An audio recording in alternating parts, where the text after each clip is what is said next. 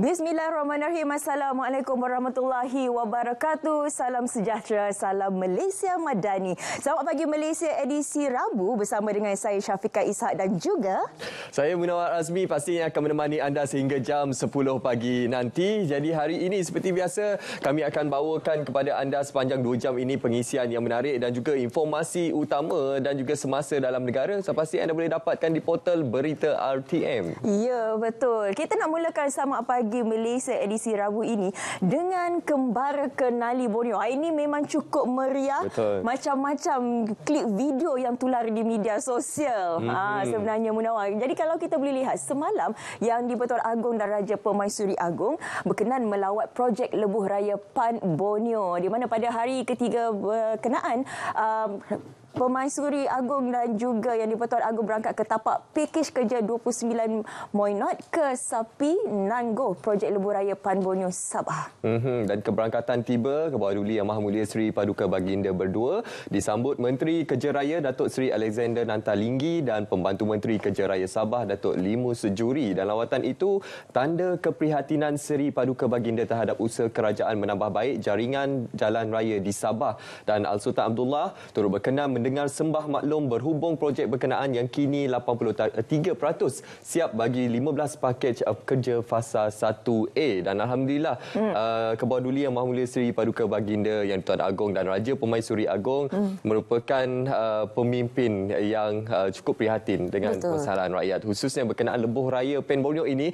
yang cukup dekat, cukup penting sebenarnya kepada pembangunan masyarakat di negeri Sabah dan juga Sarawak. Ya, bercakap mengenai keprihatinan itu juga suka untuk kita ingatkan kepada semua untuk berhati-hati sentiasa menjaga keselamatan sepanjang Kembara Kenali Borneo ini. Kita faham keterujaan rakyat di Sabah dan juga Sarawak, walau bagaimanapun keselamatan diri itu perlu dijaga, sebab kalau kita lihat video yang tular di media sosial, ramai yang berkumpul di tepi jalan. Ya, betul. Tapi kadang-kadang ada yang mengabaikan keselamatan mereka. Jadi kita tidak mahu adanya terjadi apa-apa kecelakaan sepanjang Kembara Kenali Borneo ini. Okey, beralih daripada Kembara Kenali Borneo, ini juga satu berita penting yang ingin kami kongsikan bersama dengan anda berkenaan dengan integrasi ekonomi ASEAN. Nah, ini semalam di mana Perdana Menteri Yang Amat Berhormat Datuk Seri Anwar Ibrahim menegaskan ASEAN perlu berusaha bersungguh-sungguh membangunkan kerangka ekonomi serantau yang dinamik, inklusif, mampan dan berdaya tahan. Dan tambah beliau juga, ASEAN harus meningkatkan perdagangan intra-ASEAN yang kini hanya pada kadar 22.3%.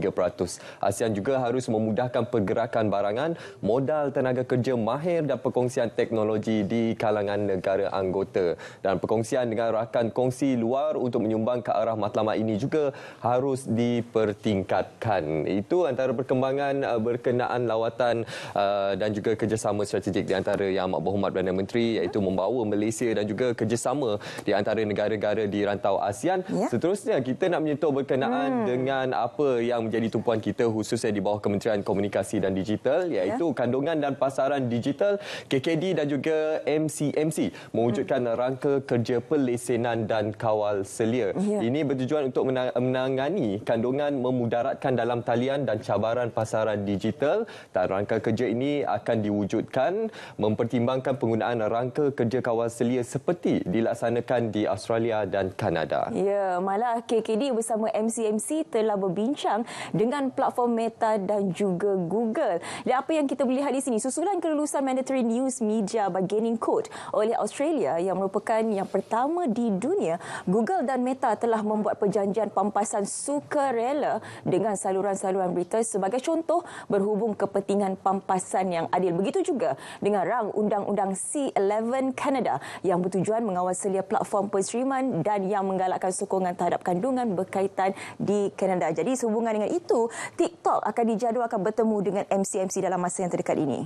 Dan itu juga, Syafiqah, kita ingin menyentuh berkenaan dengan isu beras sekarang ini. Begitu dekat dengan masyarakat dan juga kepada pemimpin khususnya untuk kita memberikan pemakluman berkenaan bekalan beras putih seluruh negara, khususnya beras putih tempatan, dijamin pulih dalam tempoh sebulan susulan langkah intervensi segera dilaksana kerajaan. Inisiatif menerusi program khas BPT itu dijangka akan meningkatkan lebih 20% kota pengeluaran beras di pasaran di seluruh negara.